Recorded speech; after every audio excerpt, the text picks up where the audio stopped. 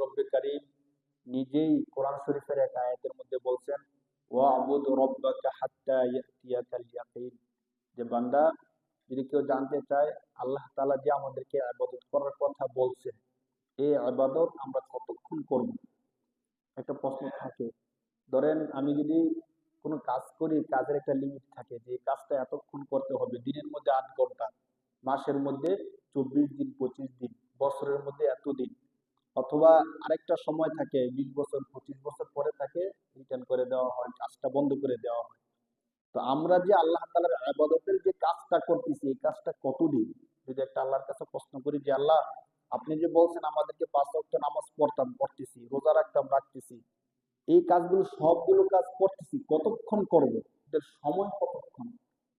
তো আল্লাহ পাক রব্বুল আলামিন বলেন, ওয়া'বুদ, আল ইবাদাতু, তোমরা ইবাদত করো, রব্বাকা, তোমাদের রবের, কতক্ষণ, হাত্তা, যতক্ষণ পর্যন্ত, ইয়াতিয়াকাল ইয়াকিন, ইয়াকিনের তাফসীর করতেন মুফাসসিরিন কেরামগণ আয়াল মাউত, যতক্ষণ পর্যন্ত তোমার কাছে মৃত্যু না আসবে ততক্ষণ পর্যন্ত তুমি কি করতে থাকো, ইবাদত করতেই থাকো। তাহলে কেমন না, ধরেন দরকার ছিল যে মৃত্যুর আগেই আমাদেরকে 10 বছর, 5 বছর একটু সময় দিত, যে এরপর আর ইবাদত করতে হবে না, 80 বছর হয়ে গেলে আর কোনো ইবাদত দরকার নেই।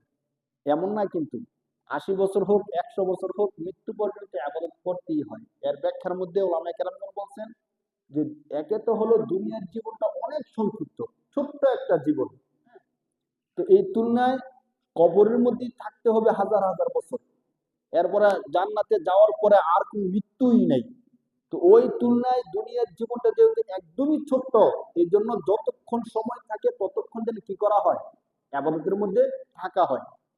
তাহলে আর আল্লাহর ইবাদত করতে করতে যদি মৃত্যু হয়, তাহলে তা প্রমাণ হয় যে সে আল্লাহর বান্দা এবং আল্লাহর কাজগুলো সে করতেছে, আল্লাহর আনুগত্যের মধ্যে সে ছিল। আর যদি এমন হয় যে মৃত্যুর 10 বছর আগে ইবাদত ছেড়ে দিল, ইবাদত ছেড়ে দিলে তো আল্লাহকে কি সে ভুলে যাবে। তো দুনিয়ার এই সংক্ষিপ্ত সময় হওয়ার কারণে আল্লাহ তাআলা বললেন যে তোমরা আমার ইবাদত করতে থাকো যতক্ষণ পর্যন্ত মৃত্যু না আসে। যখন মৃত্যু আসবে তখন আর ইবাদত করতে হবে না, তখন তোমাকে ছুটি দিয়ে দেওয়া হবে। কিভাবে?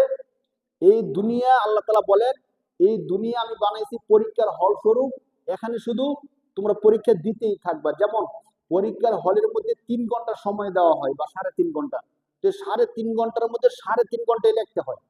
এমন না যে 3.5 ঘন্টার মধ্যে 3 ঘন্টা লিখবে আর আধা ঘন্টা একটু বিশ্রাম নিবে, এমন এমন না।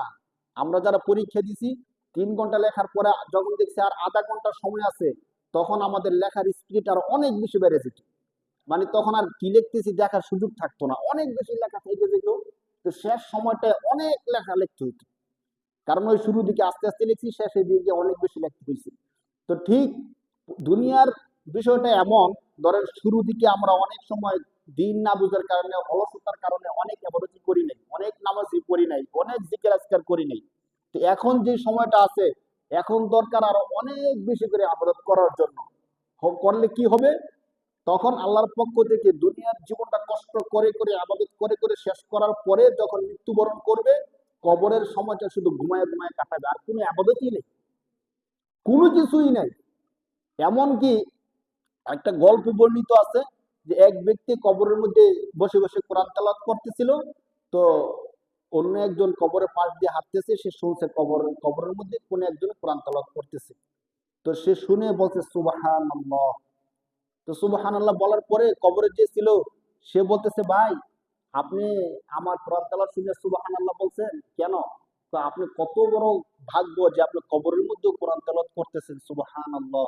ও ভাই শুনেন, আমি এত বছর যাবত কোরআন কবরের মধ্যে থেকে কোরআন তেলাওয়াত করতেছি, আপনি একবার সুবহানাল্লাহ বলে যত সওয়াব পাইছেন, আমি এত বছর কোরআন তেলাওয়াত করে এত সওয়াব পাই নাই। গল্পটা যেমনই হোক, বাকি সহজ কথা হলো, কবরের মধ্যে শুধু 100 বছর না, 1,00,000 বছর যদি আবাদত করে, আর আমরা যদি এখন খালেস দিলে বলি সুবহানাল্লাহ, কার সওয়াব বেশি হবে বলেন তো? ধরেন কোন কেউ আল্লাহর কাছে আবদার করলো যে কবরের মধ্যে আমাকে সারা জীবন, মানে পুরো কবরের জীবনটা আমাকে আবাদত করার সুযোগ দিয়ে, এমন আবেগ থাকতে পারে কারো, হ্যাঁ। তো আল্লাহ তাআলা তাকে সুযোগ দিল, তো সারা কবরের জীবনটা সে শুধু নামাজে আর কোরআন তেলাওয়াতে কাটাইলো, তার সোয়াব আর আমরা যারা আজকে মসজিদে আসছি সুবহানাল্লাহ বলছি, দুইজনের সওয়াব কি সমান হবে? কখনোই না। কারণ কবরে যত আবাদত করুক, এই আবাদতের সওয়াব কাউন্ট করা হবে না। শেষ। পরীক্ষার হল থেকে বের হইয়া আপনি যত লেখাই লেখেন, ধরুন পরীক্ষার হলের মধ্যে 10 পৃষ্ঠা লেখছেন মাত্র 3 ঘন্টায়, আর পরীক্ষার হল থেকে বের হইয়া আপনি একটা নির্জন ঘরের মধ্যে 100 পৃষ্ঠা লেখছেন, সময় করে করে 1000 পৃষ্ঠা লেখছেন, নাম্বার কে বেশি পাইবে বলেন? যে পরীক্ষার হলের মধ্যে 10 পৃষ্ঠা লেখছে। কারণ স্যার বলবে যে তুমি হল থেকে বের হয়ে 1 লক্ষ পৃষ্ঠা লেখো, এগুলো আমরা কাউন্ট করি না, গণনা করি না। ঠিক দুনিয়ার মধ্যে এই যে আপনি আসছেন মসজিদে বসে রয়েছেন, হাদিসের মধ্যে আসছে আল্লাহ রাসূল বলেন, কোন ব্যক্তি যদি মসজিদের মধ্যে আগে আগে চলে আসে, অনেক সময় দেখবেন বাজারে বসে গেছি, দোকানে বসে গেছি, মনে করে আজান দেখ, আজান দেওয়ার পর তো আরো সময় থাকে 10 মিনিট, এরপরে হুজুর দাঁড়াইবে, এরপর আমরা যাব। এমন না করে যদি আগে আগে মসজিদে চলে আসে, নামাজের অপেক্ষায় বসে থাকে, সে কোনো কিছু করতেছে না, শুধু মসজিদে এসে নামাজের অপেক্ষায় বসে রয়েছে। আপনারা কিন্তু নামাজের অপেক্ষায় বসে রয়েছেন, বয়ান শুনতেছেন, বয়ানের শেষে কি হবে? নামাজ। একরকম নামাজের অপেক্ষায় বসে রয়েছেন। হাদিসের মধ্যে স্পষ্ট আসছে, রাসূল সাল্লাল্লাহু আলাইহি ওয়াসাল্লাম বলেন, কোন ব্যক্তি যখনই মসজিদের মধ্যে আসবে, নামাজের অপেক্ষায় বসে থাকবে, সে যতক্ষণ বসে থাকবে ততক্ষণ তার আমলনামার মধ্যে একজন ব্যক্তি নামাজ পড়লে যত সওয়াব, শুধু নামাজের অপেক্ষায় বসে থাকলে তার সমান সওয়াব দেওয়া হবে। সুবহানাল্লাহ। তো বলতেছিলাম, দুনিয়ার মধ্যে এই যে আমরা ইবাদতগুলো করতেছি, এগুলো কাউন্ট করা হবে, গণনা করা হবে। কিন্তু কবরে যাওয়ার পরে যারা মুমিন মুত্তাকি, তারা শুধু ঘুমাবে আর ঘুমাবে। ওই যে মৃত্যু পর্যন্ত ইবাদত করছে, ছুটি পায় নাই। ছুটি কখন? মৃত্যুবরণ করার পর কবরে। তাহলে দুনিয়া হলো কষ্ট করে ইবাদত করার জায়গা, আর কবর হলো শান্তিতে ঘুমানোর জায়গা। এরপরে যখন হাসরের ময়দানে যাবে, আল্লাহ তাআলা পুরস্কার স্বরূপ জান্নাত দিবে। ওই জান্নাত হলো আনন্দ ফুর্তি করার জায়গা। সুবহানাল্লাহ, একটা মুমিনের জন্য।